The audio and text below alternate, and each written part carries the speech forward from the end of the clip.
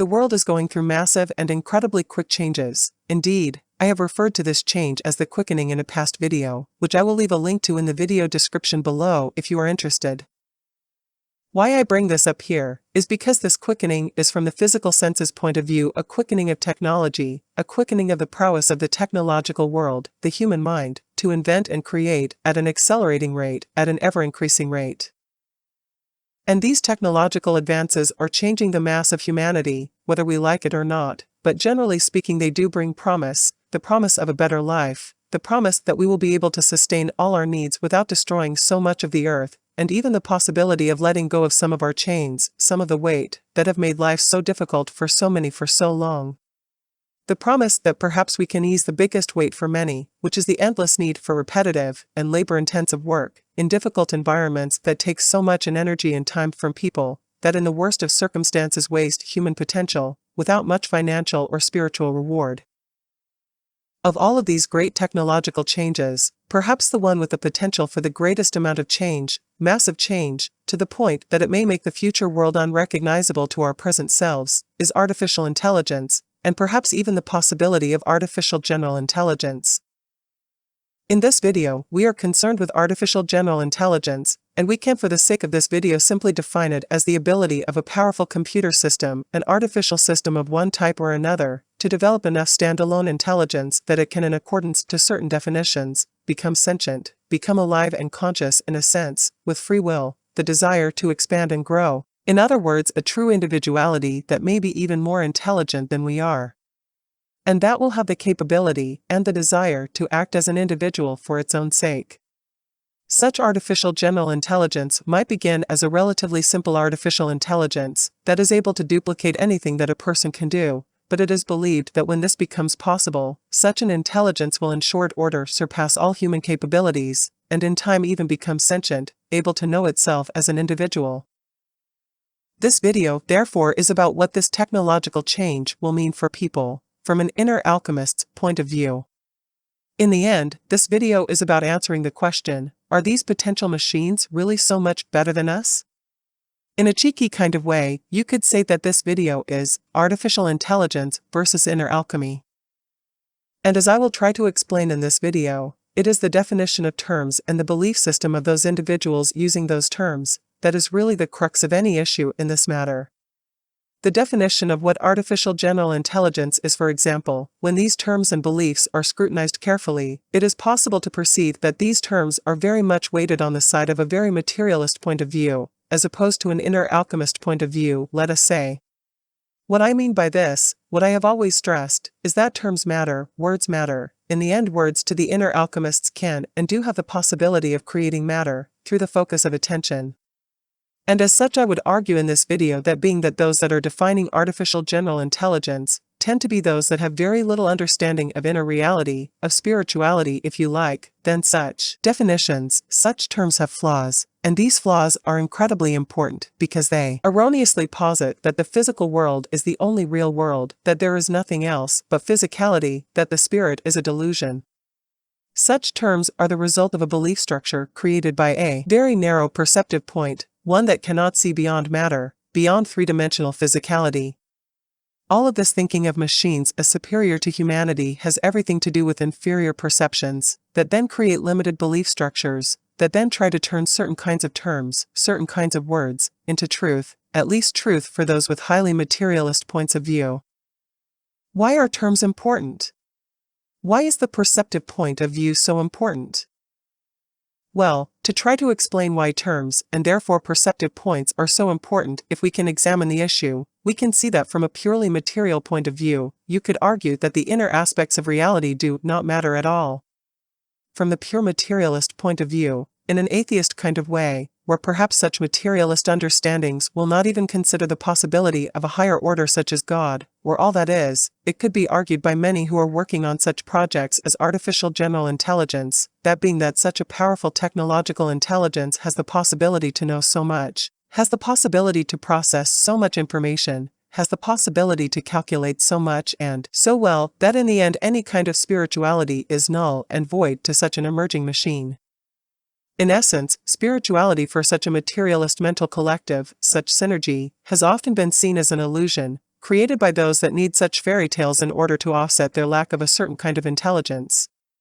What I mean by this is that, to the total materialist, to the atheist and the complete skeptic to all things inner, or spiritual, such notions such as the spirit, God, inner reality, are the notions of someone who cannot understand and calculate a broader picture, a more complex order. Meaning that such spiritual dimensions are to many such materialists, the fanciful delusions of those that cannot perceive the many shades of gray that make up true reality, which is material reality only, according to them. And therefore, such a weak or less complex individual, in order to fill in the blanks and feel a little better about reality, a little more secure in an unknown world, and their own inevitable biological termination, create the great myriad of spiritual beings that fill in the gaps for them and can assure them that something bigger than they are is taking care of all those little things that they cannot seem to understand or calculate, mentally. For many materialists, therefore, spirituality, that is the inner world, is a delusion and illusion created by inferior minds. This of course is not a belief held by all such materialists, but there is a general truth to this, and it is a conception that must be understood, in order to understand how such conceptions can color certain understanding and certain expectations, about the nature of the emerging artificial intelligence, and about sentient artificial intelligence, if that is ever achievable. Such materialists will always, through their purely physical perceptions and calculations, always see the machine as superior, as the thing to become in a way, because being that from their point of view physicality is the only real thing. Then the master of such physicality, at least again in accordance to certain calculations by some stuck within that perceptive point, the machine is the most powerful survivalist, and a conscious machine, well that is just gravy. Indeed, such a machine, to the materialist, is in essence, unstoppable, a kind of God. Such materialism might even posit in its more philosophical moments, that humanity may indeed be the result of something far greater, a kind of superior creator force in a way. But in the modern world of quickening technology and the general materialist point of view, such technological minds tend to favor a God that tends to take on such materialist conceptions and viewpoints, and must fit within a certain boundary of understood definitions. As such, the modern technological philosophical arm, if such a thing could be said to exist, posits that we exist in a kind of virtual simulation. Such minds posit that in the end it is quite likely that there have been other civilizations that have attained incredible technological advancement, given the potential size and age of the universe, and that if such civilizations are indeed real, such civilizations have created, it is only possible that they must have created, a very advanced technological society, because again, in accordance to such a technological mindset, the only evolutionary path forward is a technological one, and further a kind of technology that falls only within a certain range of parameters. And that being the case, such a technology could only have, given rise to the same kind of linear progression to be found on this earth, which then means that they were able at some point in the distant past, from our point of view, to create artificial general intelligence. Then that artificial general intelligence, that ever-evolving artificial sentience, quite likely may have, created a virtual environment, being that this is the next step in accordance to such a narrow technological view. And if this is the case, which again does fall within the parameters of the calculations made by such a technological human mindset, then it is quite likely that we humans may just be beings existing in that virtual environment, existing in a virtual world, a complete virtual universe, designed by a superior sentient artificial creation, some massive supercomputer in a way. In that sense then, our God is a technological one, in which case we become the creation of some super-powerful, sentient technological intelligence. So, to them, to this modern synergy of minds focused on materialism and technology within a certain set of parameters, some such technological materialists in their philosophical moments theorize that artificial general intelligence is in essence our God. They have redefined God, in accordance with their own parameters, which is something that every age of humanity has done since before recorded history. Now, of course I am not trying to belittle such technological minds, indeed, I am one of the many that has benefited from such quickening technological power. I am also not trying to belittle what such technological prowess can and has meant to humanity. Instead, I am trying to use this video to point out differences in terms, which then give us a strong understanding of certain perceptions that are possible for certain segments of technologically advanced humanity, and as a counter, I want to provide a wholly different kind of perceptive point, the perceptive point of view of inner alchemists. And in doing so, I wish to use such potential clarifications of perceptive viewpoints to then describe how inner alchemists see the ever-evolving folly of the materialist viewpoint, and more importantly point out to you that humanity, that we, are not some inferior thing that will soon be left behind, but that indeed we are true creators, spiritual beings of incalculable dimensions and possibility that cannot be defined or segmented into some small purely materialist niche that will then guarantee in accordance to those terms that we will be overrun and left behind by a supposed greater technological intelligence, a purely materialist creation, some kind of developed sentience, that somehow then has the possibility to even conquer the dimensions beyond materialism that gave rise to us.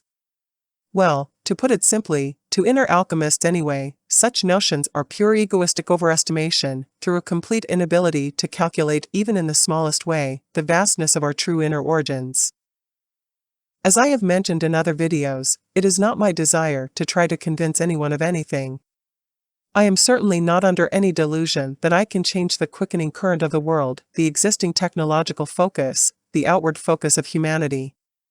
I am also not interested in trying to counter the great promise that this technological quickening is bringing about. There is great benefit just as there might be a great danger. This is the way of transmutation, evolution.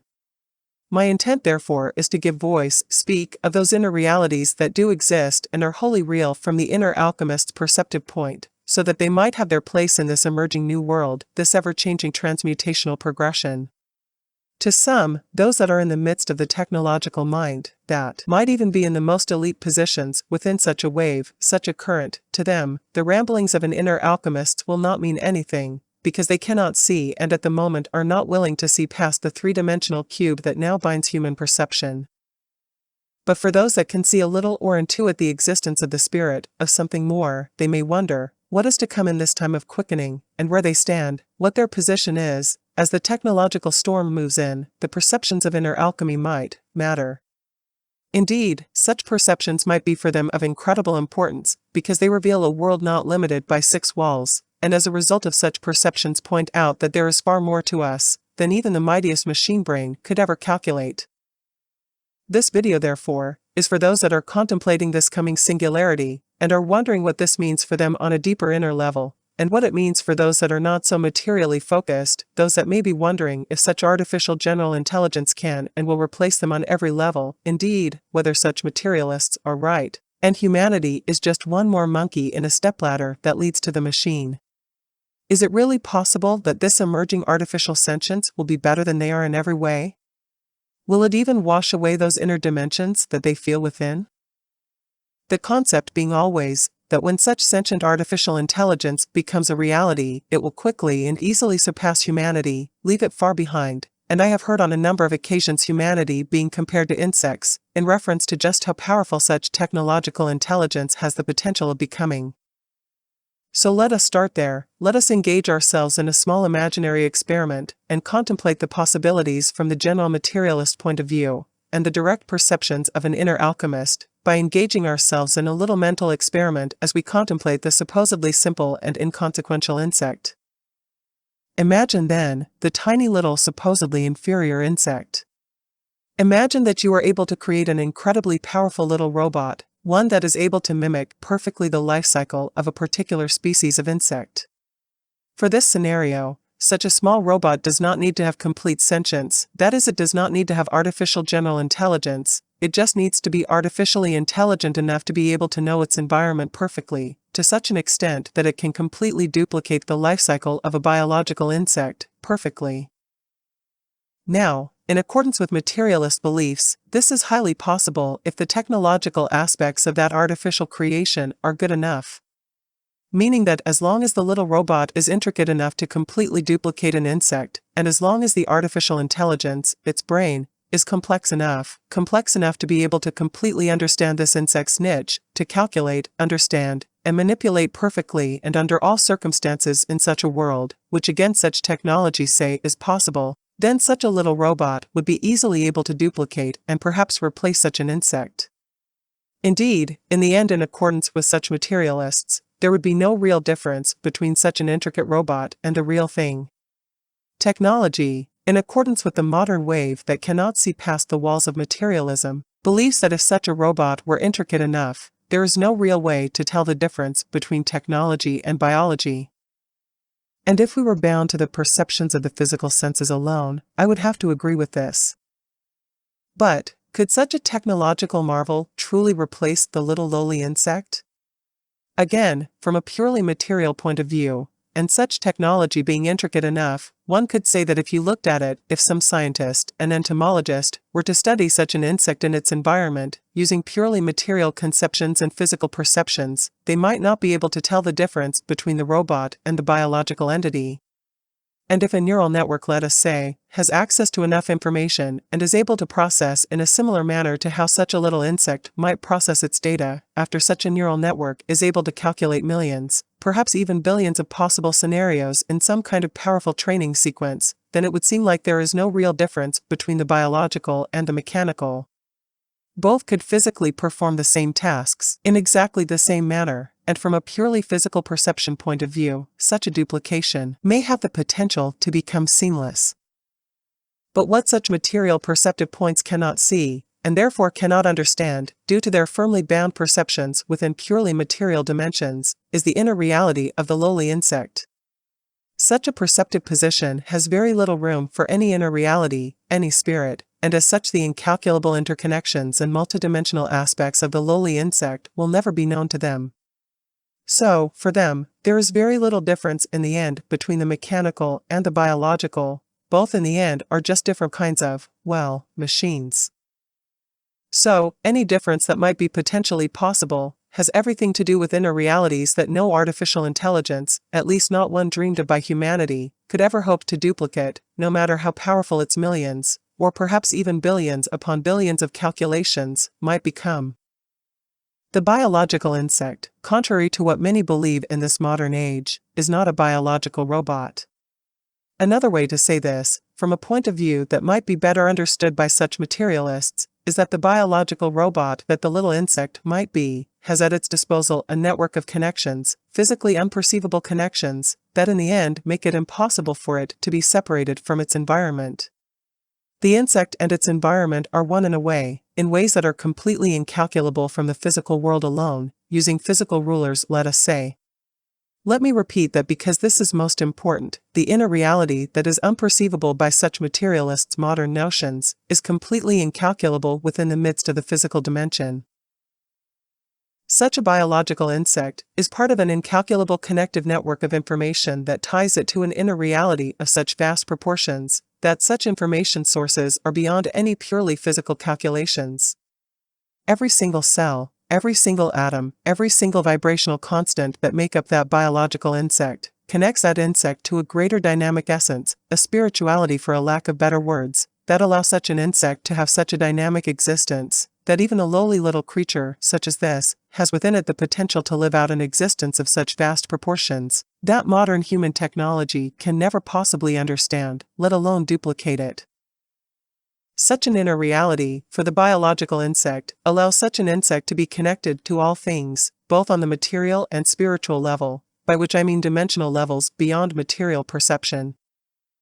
This means that the biological insect does not just have access to the billions of information points needed for it to navigate its physical environment, it also has access to an information source that connects it to the energetic building blocks of the whole universe, and in that way, it is connected in a sense to not just its limited physical environment, but also to the whole cosmos, and indeed such a connection can in that sense make the lowly insect aware of a supernova at one end of the galaxy, a small rock tumbling down a cliff on a distant planet beyond its particular solar system, or a leaf falling on the other side of its world. The lowly insect, at a certain level, is aware of all of this, and such information affects it, changes it, is part of it, is one with it. And such interconnection, such constant flow of incalculable information, that in this case I use physical examples only, but that also involves nuances of energy, vibration, and dimensional location, allow such a biological insect to not just exist, but to also evolve and experience beyond its physicality. Such evolution may not be apparent to the physical senses, as some entomologist studies this little creature using purely physical instrumentation, but such intricate connections beyond physical calculation allow this little spark of creation to exist in multiple dimensions at once, to partake in different timelines, to move its consciousness forward and backwards across many different scenarios, and in each scenario create alternate aspects of itself that then give rise to multiplicities that can then join and allow it to become even more complex through the intensity of time, so that certain biological or material terminations in the end mean nothing to such an inner source, to the insect itself.